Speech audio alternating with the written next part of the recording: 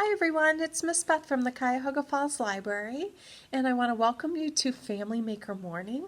Each week we'll be reading a story and handing out materials that you can use to make things and create and let your imagination go. So to get signed up for that, go to our website at www.cuyahoga-falls-library.org and click on the calendar tab, and it'll take you to where you can get signed up for that.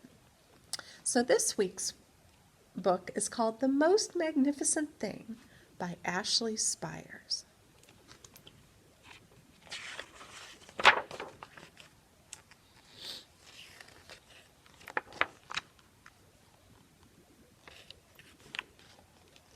This is a regular girl and her best friend in the whole wide world.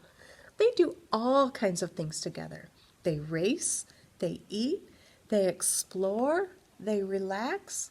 She makes things. He unmakes things. One day, the girl has a wonderful idea. She is going to make the most magnificent thing. She knows just how it will work. She knows just how it will look. All she has to do is make it, and she makes things all the time. Easy peasy. First, she hires an assistant. Next, they gather their supplies. They set up somewhere out of the way and get to work. The girl tinkers and hammers and measures while her assistant pounces, growls, and chews. When she is finished, she steps back to admire her work. She walks around one side. Her assistant examines the other side. It doesn't look right. Her assistant picks it up and gives it a shake. It doesn't feel right either. They are shocked to discover that the thing isn't magnificent or good. It isn't even kind of sort of okay. It is all wrong. The girl tosses it aside and gives it another go. She smooths and wrenches and fiddles. Her assistant circles and tugs and wags. And when she's finished, she stands up and takes a long look at it. Her assistant gives it a nudge with his paw. The thing is still wrong. She decides to try again. The girl saws and glues and adjusts. She stands and examines and stares. She twists and tweaks and fastens, and she fixes and straightens and studies. She tries all different ways to make it better. She makes it square. She makes it round. She gives it legs. She gives it antennae. She makes it fuzzy. She makes it long, short, rough, smooth, big, small, and even smells of stinky cheese. But none of them are magnificent. Her hard work attracts a few admirers, but they don't understand. They can't see the magnificent thing that she has in her mind. She gets mad. The angrier she gets, the faster she works. She smashes pieces into shapes. She jams parts together. She pummels the little bits in.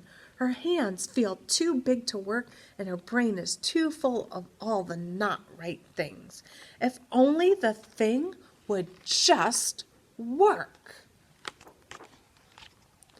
Crunch!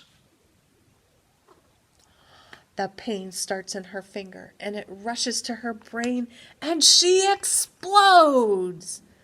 It is not her finest moment. I'm no good at this. I quit. Her assistant suggests a walk. It's not much help at first, but before long she starts to feel different. Bit by bit, the mad gets pushed out of her head. As they stroll along, she comes across the first wrong thing she made.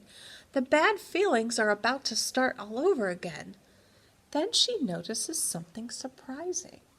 There are some parts of the wrong things that are really quite right. The bolts on one, the shape of another, the wheel-to-seat ratio of the next. There are all sorts of parts that she likes. By the time she reaches the end of the trail, she finally knows how to make the thing magnificent. She gets to work. She works carefully and slowly, tinkering, hammering, twisting, fiddling, gluing, painting, and her assistant makes sure there are no distractions. And this guy right here says, "This is the perfect thing to ward off bears." And she says, "This will stop that leak." And this little guy says, "This one's all wet." The afternoon fades into evening. Finally, she finishes. She alerts her assistant.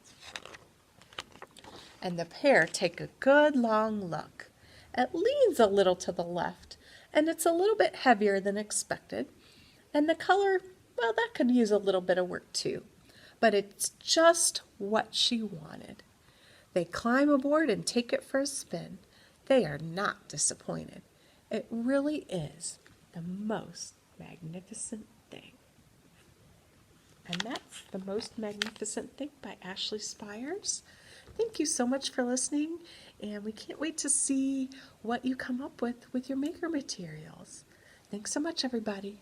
Hi everyone, Miss Carol Ann here with your maker activity this week. Alright, so today Miss Beth read the story, The Most Magnificent Thing. And in that story, the main character designed an invention that she had to try quite a few times before she got it just right. And in that process, she even got a little frustrated.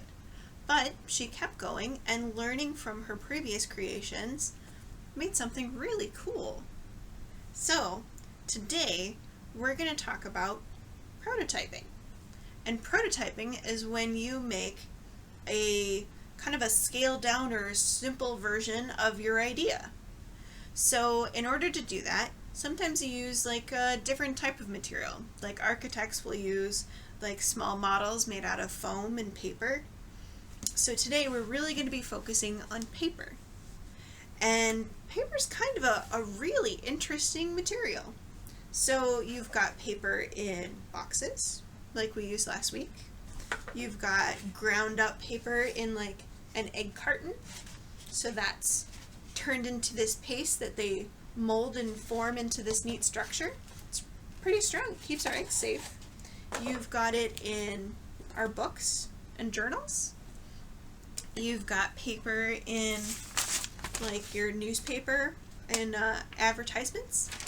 So we're going to take this really interesting material and figure out ways to transform it to bring our ideas to life.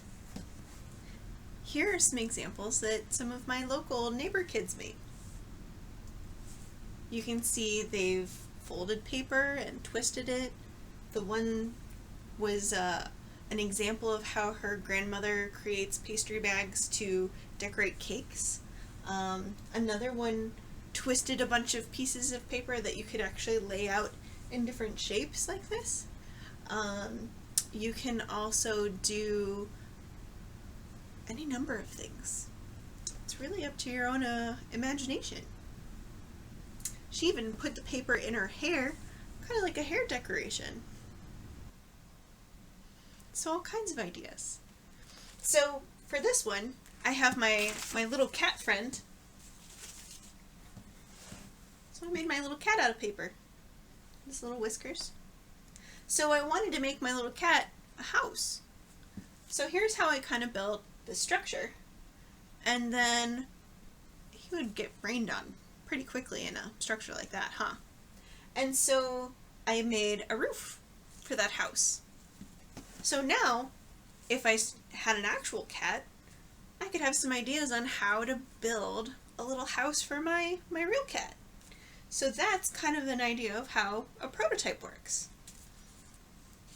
Alright, now for the activity this week, we would like you to ask your family for some paper that you're allowed to use and kind of take apart and deconstruct and transform it into your own ideas. We want to make sure that you have permission to use whatever you're using. And I'm going to show you just kind of some tricks for using like advertisements. So there's these big areas with color that you can actually rip out those sections and use that as a way to color your own project. And the other fun trick is that sometimes if you rip paper in one direction,